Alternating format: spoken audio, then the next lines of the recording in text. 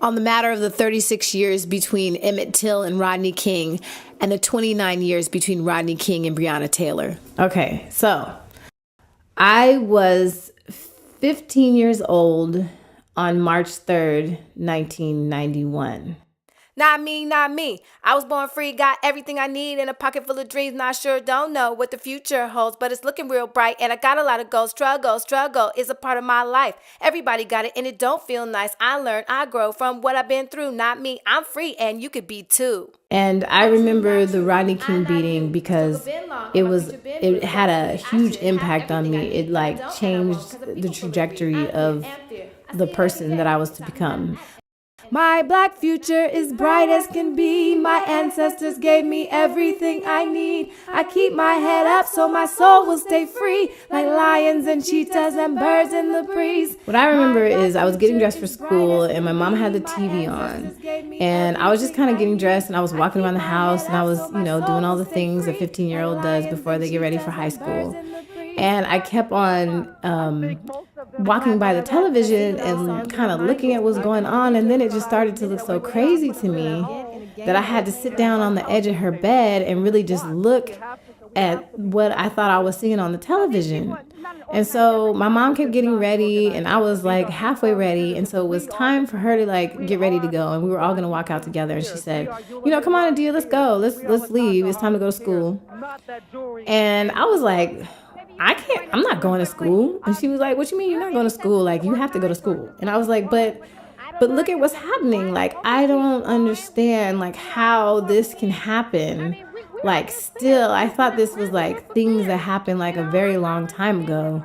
And so I'm not going to school. Like, it's crazy out there. And we lived in Northern California, so it wasn't like we were in LA. Like, things weren't burning and there wasn't all this like, angst between the Korean folks and the black folks. But it was some things going on outside, and I was like, what am I to do next? Like, I'm not really understanding. Like, I'm going to go into the world when this craziness is going on.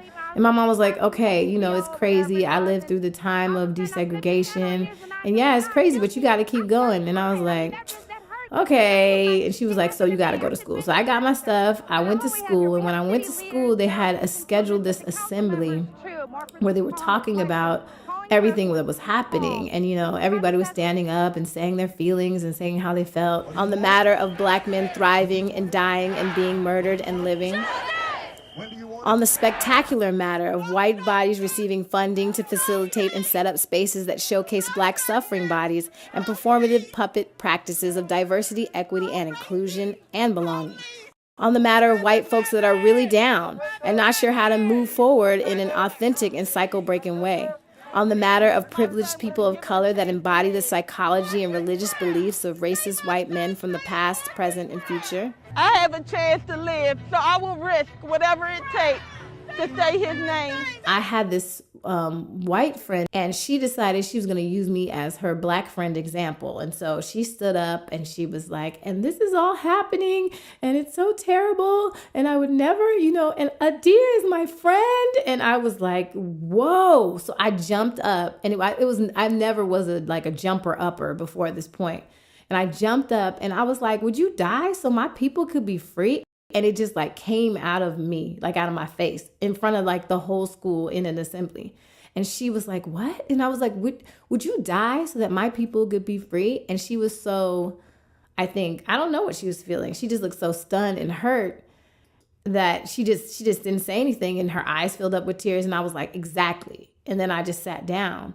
And then from that moment on, I remember feeling like everything was different. I remember like thinking like, okay, I'm not going to relax my hair anymore. I think that's just getting caught up in something that's not really me. And that's not like my authentic self. Like, that's not how my hair grows out of my head. I remember making this decision, like, I'm not fighting no more black folks. Cause in high school, you be petty, be going to school. Where's the deal? I'm gonna fight her, all this stuff. I was like, I told the people that wanted to fight me, I was like, whatever happens, I'm not gonna fight you. Like, I don't believe in fighting other people of color and black people, cause it's just too much going on in the world and we don't need to be fighting. I just changed. And so the Rodney King beating was a really significant moment in my life because it totally, it showed me a side of the United States or this country that I just wasn't seeing on a daily. I was, even though I was, an urban youth from a single parent home, and I'm Black, I still was very privileged. I had a very privileged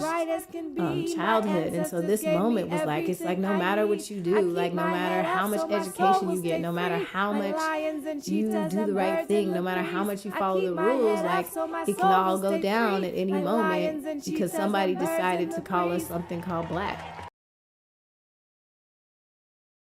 On the matter of women weathering the storms of patriarchy, on the matter of Black men weathering the storms of white women that weathered the storms of white men, on the matter of Black, Latinx, Asian, and Indigenous women that work in service to people that possess power and privilege, on the matter that we are all privileged in ways that others are not, on the matter of ghosts, on the matter of ancestors that had never been able to rest peacefully, on the matter of watching and hearing and thinking and doing while being watched by people easily bored by the repetition and tedious labor it takes to birth new life, on the matter of time-consuming and expensive practices and systems that value healing from the inside out, on the matter of fatigue, exhaustion, fury, and boredom and burnout.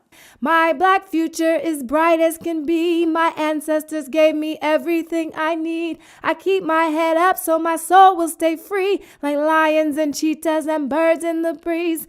My Black future is bright as can be. My ancestors gave me everything I need. I keep my head up so my soul will stay free, like lions and cheetahs and birds in the breeze. In the breeze, in the breeze.